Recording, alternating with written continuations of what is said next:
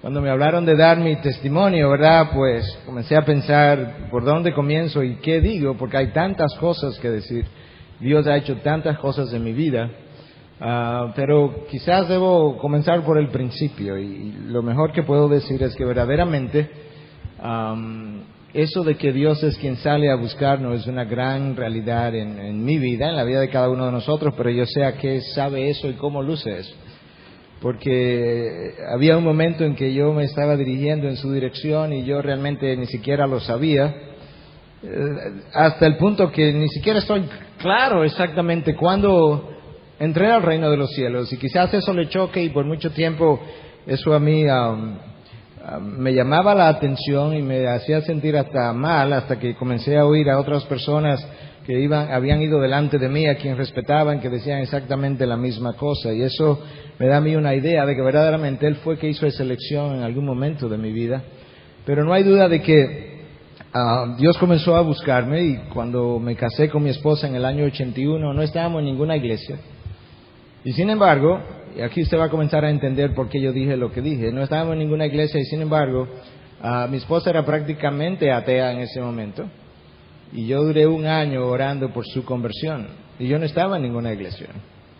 De manera que de alguna manera Dios había revelado verdad en mi vida, y yo tenía una relación no consistente, no todo lo bíblico necesaria, pero tenía una relación con Cristo, porque era Él que yo le pedía por la conversión de quien iba a ser mi esposa, y eventualmente ella así creyó. Nos casamos en el 81.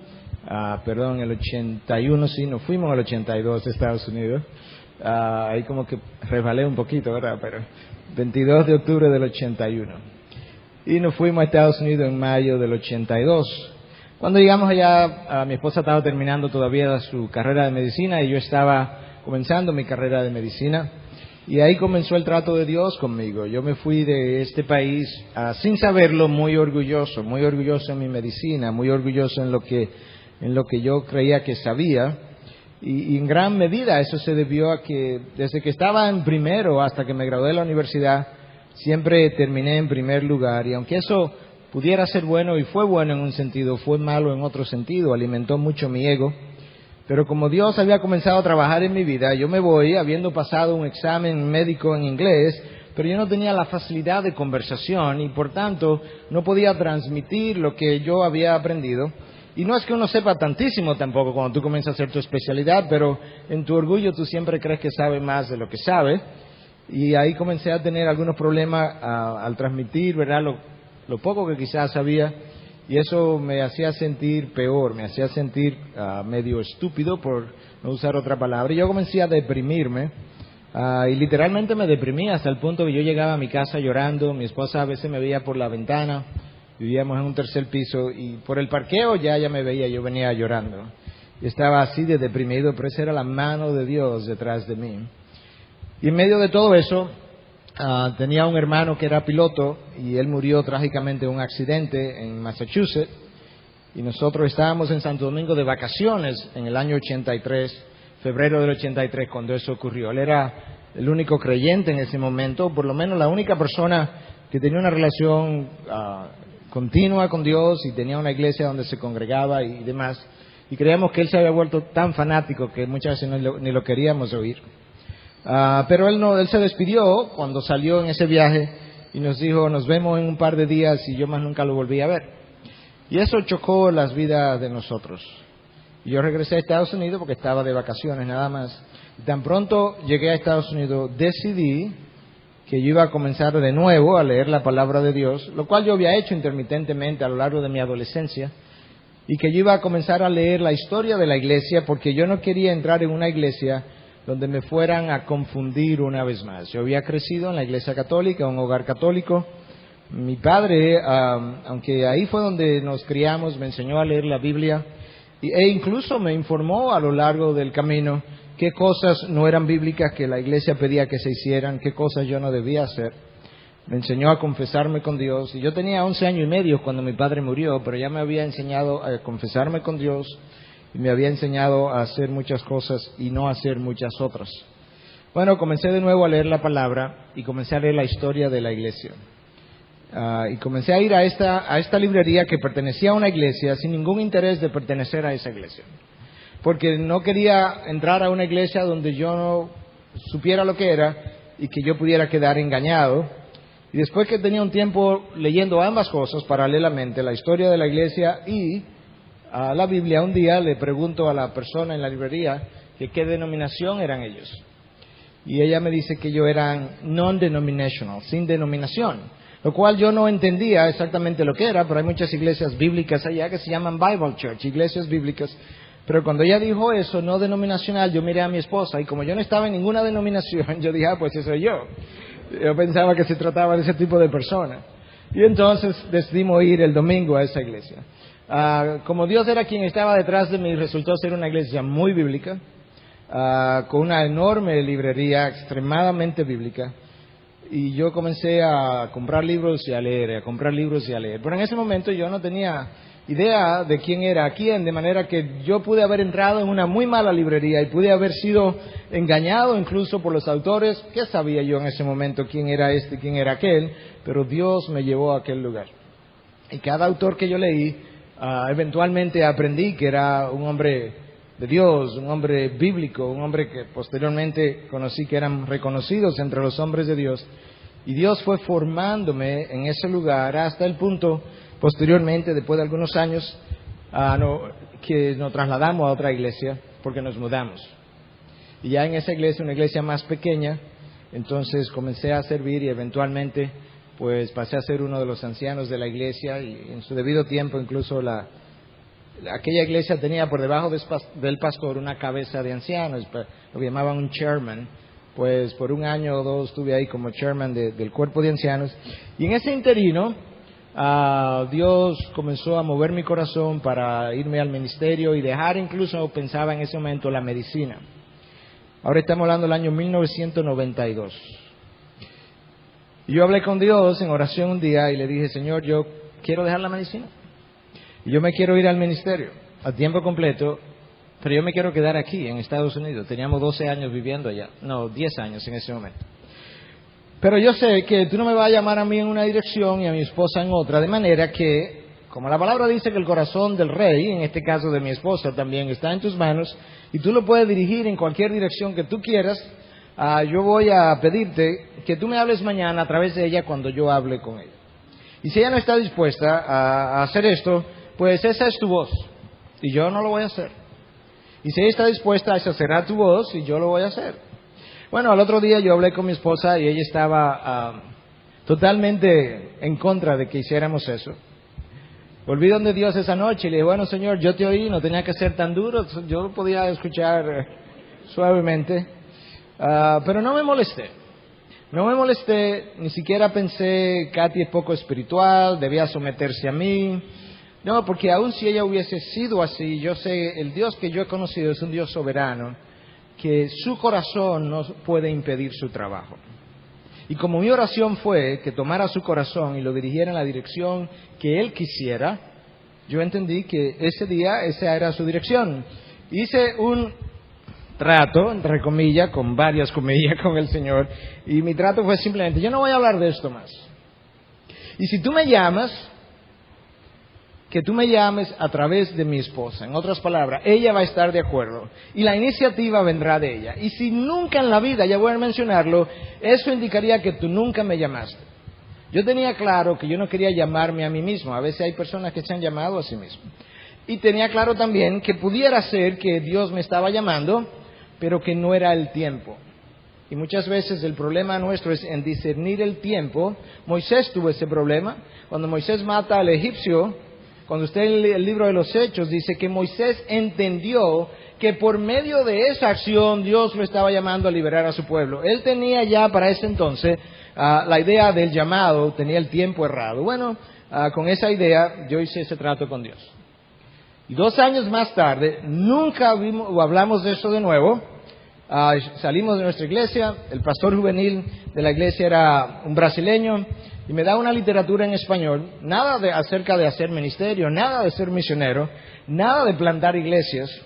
De hecho, devolviéndome un poco, En un momento dado vinimos con nuestro pastor a Santo Domingo, hicimos algunas obras misioneras y bajando por Jarabacoa, el pastor se voltea y me dice, tenemos que hacer un misionero de ti para enviarte aquí. Y yo por dentro dije, lo voy a decir en inglés y luego lo traduzco, give me a break.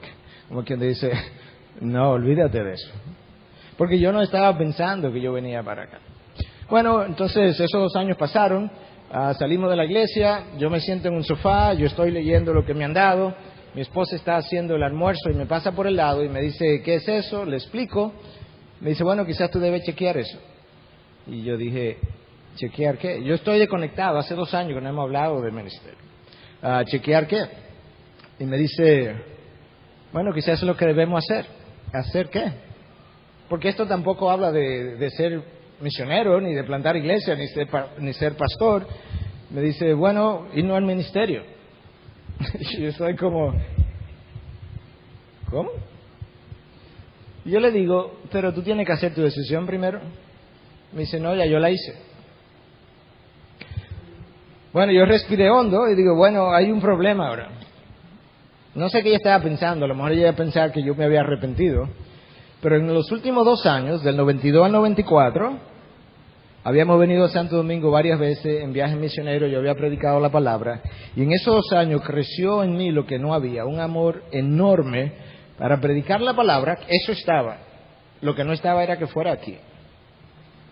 Y Dios comenzó a darme ojos para ver que había una clase no alcanzada en Santo Domingo. La clase profesional no estaba siendo alcanzada en sentido general. No es que no habían iglesias ministrándole a ese grupo, pero en sentido general hacía falta mucho trabajo en esa área. Y Dios entonces sensibilizó mi corazón y ahora yo quería venir a Santo Domingo. Como no habíamos hablado de eso, yo dije, ese era el problema. Es que cuando yo hablé contigo hace 2 años, era para quedarnos en Estados Unidos, pero ahora es para, si me voy al ministerio, es para irme a República Dominicana. Y para mi enorme sorpresa, pero no debe sorprendernos porque ese es nuestro Dios, ella dijo, no, eso es exactamente lo que yo quiero hacer. ¿Te das cuenta que Dios es soberano? ¿Te das cuenta que nada estorba sus planes? ¿Te das cuenta que a veces echamos pulsos con Dios que no tenemos que echar? Cuando yo hablé con mi esposa, pudimos echar un pulso, pudimos forzarla a que se sometiera, ella entendía que yo era la cabeza. No se trata de pulsear las situaciones, se trata de conocer. Me encanta la expresión acerca de Moisés. En inglés dice que Moisés conocía the ways of God, los métodos de Dios, las formas de Dios, cómo Dios obra. Como yo sé cómo Dios obra, ese día yo oré, Señor, el corazón de Katy, no importa lo duro que esté en la dirección que esté, no es obstáculo para ti. Y tú lo mueves, y mañana yo voy a hablar. Y entendí posteriormente que la razón del no en ese momento era porque no era el tiempo, Dios tenía que trabajar todavía en mí, no era el lugar, porque no era Estados Unidos, era aquí, y en esos 2 años Dios me cambia el corazón, me cambia la dirección, y entonces 2 años después yo estaba listo para hacer el trabajo donde Dios quería que yo hiciera el trabajo, que era en República Dominicana, y había trabajado en mi esposa en la misma dirección. Dios siempre está, decíamos el domingo pasado en nuestra iglesia, preparando a alguien para algo y preparando algo para alguien. Y probablemente el trabajo que yo venía a hacer en Santo Domingo no estaba listo para mí tampoco. Hasta el punto que yo vine en un viaje de reconocimiento a nuestro país y me iba a juntar con 10 personas a explicarle el proyecto y la visión que teníamos y demás, lo que Dios había puesto en mi corazón. Y camino del aeropuerto a la casa de mi mamá donde íbamos, el día que llegamos, cruzando el puente Duarte, se armó un pleito entre 2 bandos de jóvenes y una roca como de ese tamaño entra por el vidrio, rompe el vidrio, me da en la nariz, me rompe la nariz, me rompe los lentes, le da al llavero de la jipeta, rompe el llavero y de ahí directo a la sala de cirugía y me hicieron cirugía. Y los 5 días que yo venía para compartir el trabajo y la visión se pasaron con tapones en la nariz de este largo, sangrando. No compartí nada y entendí posteriormente que ese grupo de personas no estaba lista para oír lo que yo venía a compartir. Porque cuando mandé el documento escrito posteriormente, las reacciones llovieron para atrás. Obviamente Dios sabía que el algo que Él estaba preparando para el alguien no estaba listo. Y eso es como Dios obra. Dios tiene un calendario, Él tiene un reloj que yo no necesariamente conozco en cada instante cómo se mueve, pero Él nos deja ver a través de circunstancias, siempre y cuando yo esté dispuesto a esperar, a oír, que Él me abra las puertas. Bueno, el año 97 llegó entonces, creíamos que veníamos en año y medio, hicimos la decisión en el 95, creíamos que veníamos en año y medio, vinimos en el 97, 3 años después. Tomamos 3 años para vender la casa, vender la práctica, reorganizar las cosas y entonces venir a Santo Domingo. Estoy tratando de resumir muchas cosas y de decir algunas cosas puntuales. Se me quedó algo atrás que es importante, me voy a devolver y me excusan que lo haga de esta forma, pero en un momento dado, cuando yo estoy terminando mi segunda especialidad en infectología, eso es cuando Dios comienza a hacerme el llamado de lo que es el ministerio. No necesariamente yo creía que iba a ser pastor en ese momento, pero entendía que Dios me quería mucho de mi tiempo en el ministerio. No estoy pensando ser pastor ni allá ni aquí, pero entendía que Dios me quería involucrado más en el ministerio. Y hubo algo que fue donde Dios me puso en una bifurcación y eso marcó el punto de decisión en mi vida. Y fue esto. Cuando yo salgo de Santo Domingo, yo salgo con un sueño que yo había soñado, pero que Dios no había soñado para mí. Y mi sueño era, yo quería quedarme en Estados Unidos, en un mundo académico, enseñando medicina, en uno de los mejores centros académicos de Estados Unidos. Recuerden que yo salí muy orgulloso en la medicina, pues ese era parte de lo que yo quería hacer. Y termino mis 3 años de medicina interna. Ahora me quedan 4 meses para terminar mis 2 años de infectología y yo voy caminando por un pasillo un día y me suena el beeper y era una llamada de la doctora Small, que había sido mi supervisor en algún momento dado, y me dice: Miguel, yo estoy en el departamento de infecciosas del Albert Einstein, uno de los mejores departamentos de infecciosas de Estados Unidos. Me faltan 4 meses para yo terminar mi especialidad y me dice: tenemos una posición y si tú la quieres es tuya. Mi sueño en plato, en la bandeja. Te consigo una entrevista con el doctor Steinbeagle. Él no me conocía a mí, yo lo conocía a él por su renombre. Y bueno, yo estoy en este torbellino porque siento que Dios me está llamando en una dirección, pero me han puesto el sueño de mi vida en la bandeja, para que me sirva de la bandeja. Y yo voy a la entrevista y él me dice: mire, doctor Núñez, en la historia del Albert Einstein nunca hemos contratado un graduado extranjero. Usted sería el primero. Lo cual a una persona joven lo va a llenar de orgullo. Hey, el primero soy yo. Pero por la recomendación que la doctora Small ha dado, usted hemos hecho la consideración. Y él coge el contrato en la mano y me dice: si usted lo quiere, lo puede firmar. Y yo sudé, temblé. Y le dije algo que yo no creía que él me iba a conceder, pero tomé el riesgo. Le dije: ¿usted me puede dar una semana para yo pensarlo? Y yo pensé que ese señor probablemente me iba a insultar. ¿Cómo es que el primer graduado extranjero que tiene esta oferta se atreve a pedir una semana para pensarlo, cuando él debiera estar diciendo: yo hasta gratis trabajo por el primer año? Y él me la dio con mucha gracia. Dios estaba detrás de esto. Y Dios puso gracia en su corazón, como yo lo entiendo, para que yo tuviera el tiempo de pensar lo que Dios quería que yo entendiera. Y a la semana yo escribo una carta a la doctora Small para que se la haga llegar a este señor, rehusando el trabajo. Y le doy una serie de razones. Y mando mi carta, y después que yo mando mi carta, yo tengo un peso en mi corazón enorme. Y ahora yo no sé lo que está pasando, porque yo he hecho lo que entiendo que Dios quiere que yo haga, y ahora es que yo tengo el peso. Y como a los 3 o 4 días yo entendí, el Señor hablaba a mi corazón y me decía: el problema es que todas las razones que tú pusiste por las cuales estás rehusando el trabajo son mentiras. Nada de eso es verdad. Eso es como tú estás racionalizando tu rehusar. Lo cierto es que tú sabes que yo te estoy llamando y tú tienes vergüenza de decirlo. Este señor Steinbeagle era judío, la doctora Small es judía. Si ese es el problema, señor, yo estoy dispuesto a hacer lo que haya que hacer. Yo escribo otra carta: estimada doctora Small, escribo esta segunda carta para desmentir la primera carta. Las razones que yo le di fueron todas racionalizaciones. La realidad es que el Señor Jesucristo ha puesto un llamado sobre mi vida. La señora Glavaler es judía. La primera vez que yo le mandé la carta, ella me llamó para atrás para convencerme de que no era así, que las cosas eran diferentes. La segunda vez no hubo más llamado. Ahí terminó, cerrado el caso. Yo estaba en la bifurcación, tomé mi decisión y eso entonces continuó en la dirección del resto que le comenté de cómo Dios me llama hasta llegar aquí. Cuando veníamos como personas independientes, sin ninguna denominación. Eso era como lo entendíamos y mucha gente nos recomendó que viniéramos bajo la sombrilla de alguna organización misionera porque construir una iglesia no es fácil, eso cuesta dinero. ¿Quién te la va a comprar? ¿Quién te la va a construir? Reunir gente no es fácil.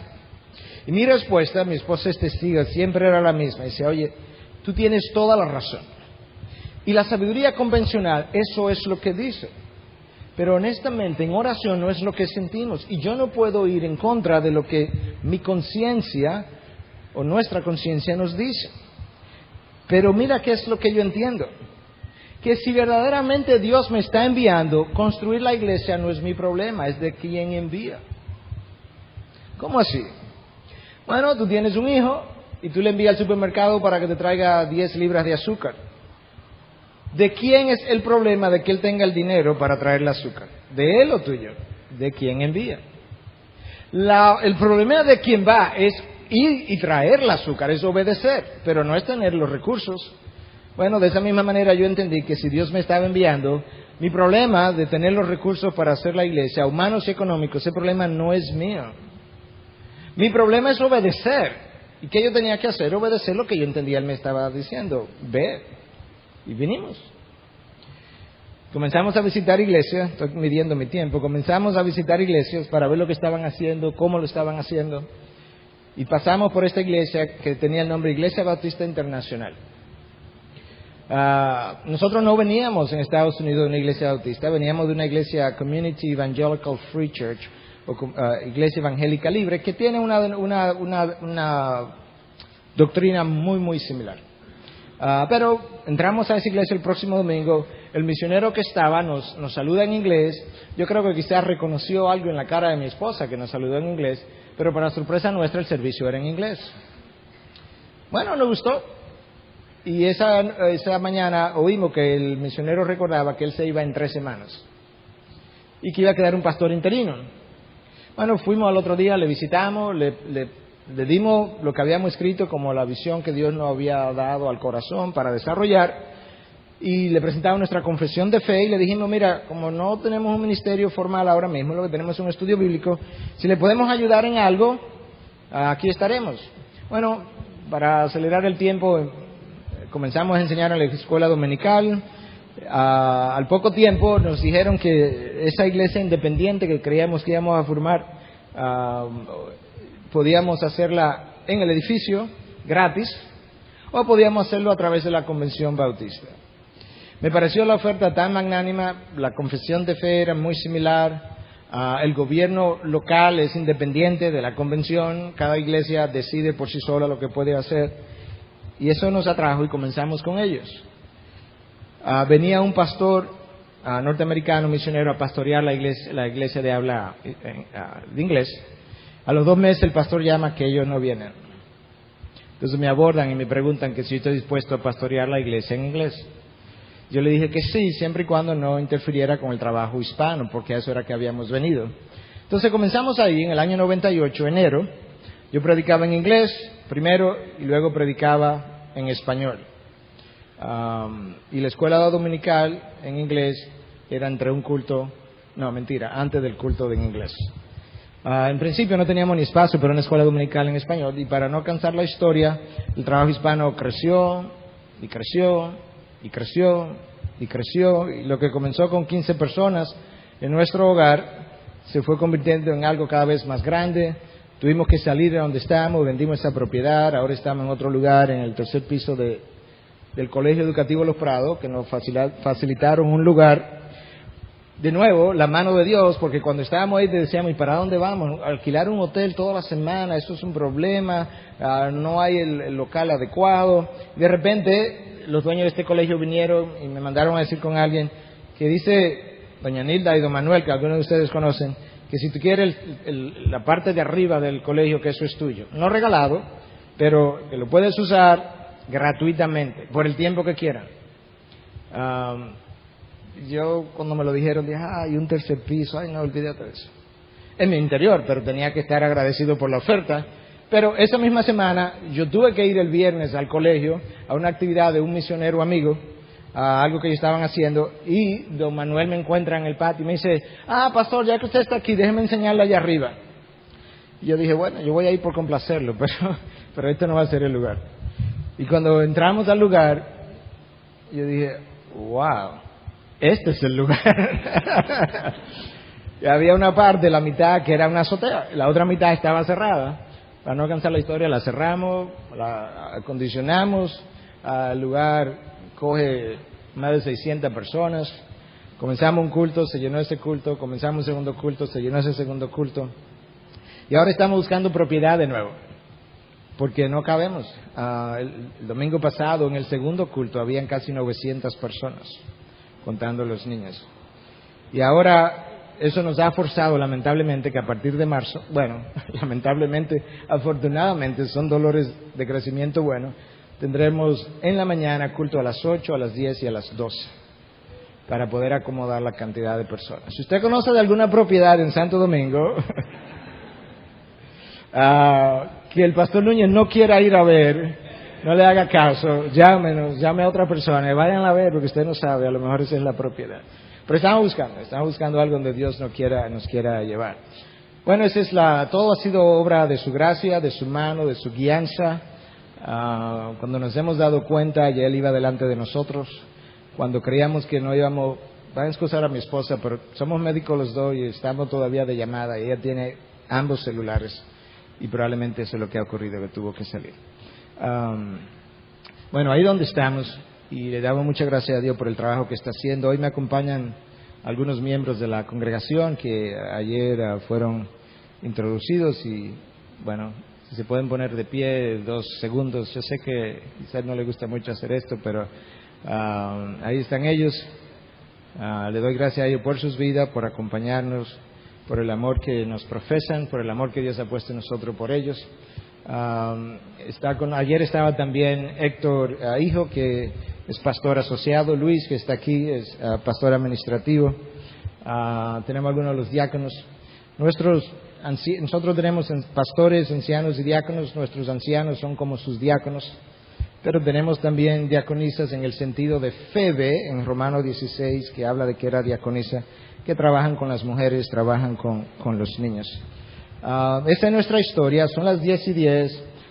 Tenemos que terminar a las 10:15 y queríamos dejar 5 minutos para preguntas. Hay muchas otras cosas que yo pudiera compartir en este momento, pero quisiera dejar esos 5 minutos para preguntas. La pregunta fue que cómo llegué yo al conocimiento de la doctrina de la gracia, de que es Dios quien nos elige y nos elige por gracia y no nosotros. Eso es interesante y lo voy a tratar de resumir. Como todos nosotros, a menos que hayamos sido educados en esa doctrina y en lo que muchos llaman calvinismo, todo el mundo nace armeniano, todo el mundo cree que trabaja para algo y se gana algo, porque ese es el mundo. Usted trabaja y le dan un salario. Pues así yo era, claro que yo era armeniano. Yo comienzo estudiando la palabra a encontrarme con los pasajes que me dejan ver que es Dios quien me ha elegido, y yo no lo podía creer. Y yo tuve una crisis de 2 semanas, literalmente, emocional, intelectual, donde yo no podía dormir. Yo iba al hospital, allá le decimos hospital a lo que aquí dicen clínica, y yo me encontraba con mi esposa en los pasillos y le decía, tú no puedes creer lo que yo leí esta mañana, es que no puede ser. Entonces, que uno nada, o sea, el trabajo de uno nada, no sirve para nada. No, es que no puede ser. En el elevador la parábola dice, tú no puedes creer, oye lo que dice este pasaje, es que no puede ser. Y yo estoy literalmente en crisis. Y yo entro al culto un día y le digo al pastor nuestro, pastor, usted tiene que venir a almorzar con nosotros, porque yo tengo una crisis. Él cree que este es mi matrimonio, él no sabe que es de otro tipo. Y entramos y nos sentamos. Él no predicó de nada de la gracia, no predicó de nada tangencialmente relacionado, Pero Dios, de una forma que yo todavía no sé, hizo algo en mi corazón y en mi mente esa mañana, como que hubo algo que hizo un clic. Y cuando salimos, yo le dije, pastor, si usted quiere ir a almorzar puede venir, pero el problema se resolvió. Y él fue, y le explicamos. Y él creía la doctrina de la gracia. Pero ¿sabe una cosa? Estaba en una iglesia mayormente armeniana, y lástima que él no se atrevía a predicarla. Una lástima, porque eso es una verdad que si Dios se ha atrevido a revelarla es para que la aprendamos. Bueno, eso es como Dios me la reveló. Dios me llevó a la bifurcación, Dios me dio luz, tribulé por un par de semanas, pero al final ese mismo Dios finalmente me dijo, oye, acéptala. Y eso fue, o sea, el clic fue en ese servicio que yo entendí que yo podía hacer una de dos cosas. Yo podía ser deshonesto conmigo mismo y negar lo que había encontrado, o yo podía ser honesto y decir, aunque no lo entiendo, eso es lo que he encontrado, eso es lo que yo voy a aceptar. Y yo decidí ese día ser honesto y aceptar lo que había encontrado. Y ese fue el clic. Nos quedan 2 minutos y medio. Pueden ser 5, ok.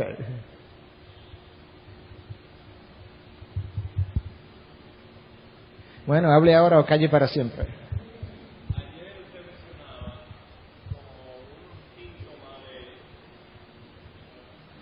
Ayer mencionaba como un síntoma de una persona que no está bien, que se considera el peor pecador del mundo, o que más pecador que los demás.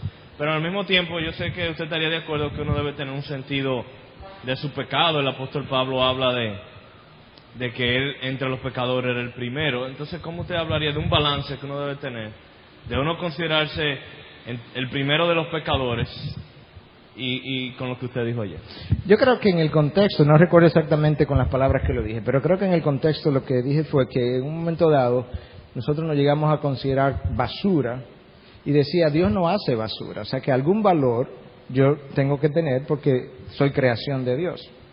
Pero si recuerdas, al mismo tiempo decía que cuando voy donde Dios a confesarme, soy sumamente honesto y que si yo voy y le digo a Dios, oye Dios, yo no sabía que yo era tan malo así o tenía un pensamiento tan pecaminoso como ese, que lo más probable es que si Dios fuera honesto conmigo me dijera, no, tú eres peor que eso.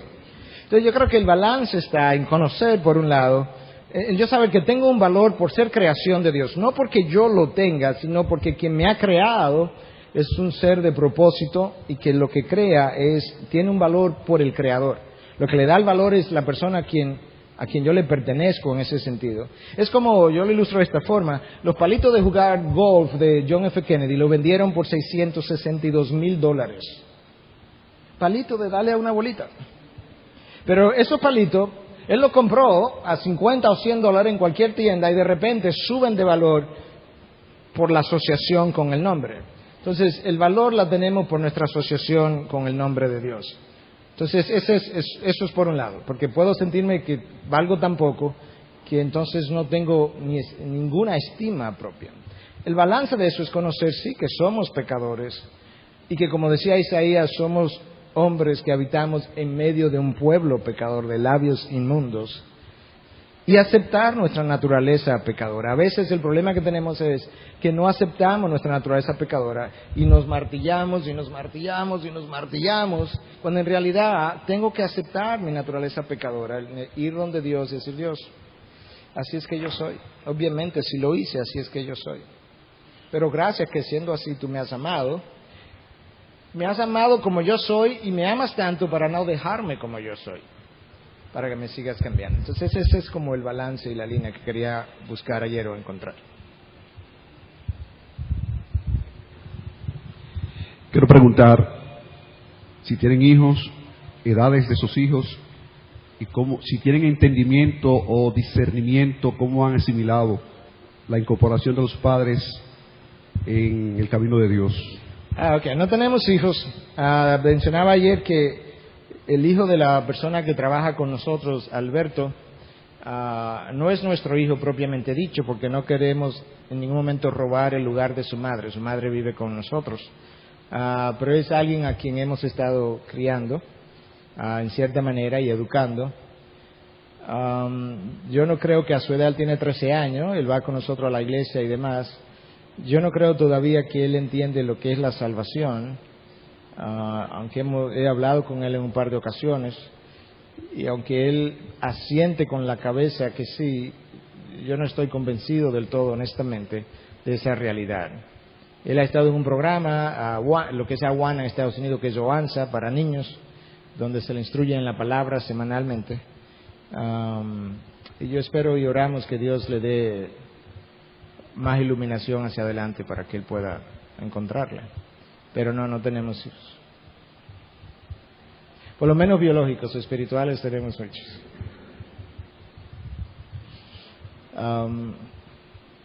Bueno, esa es mi historia.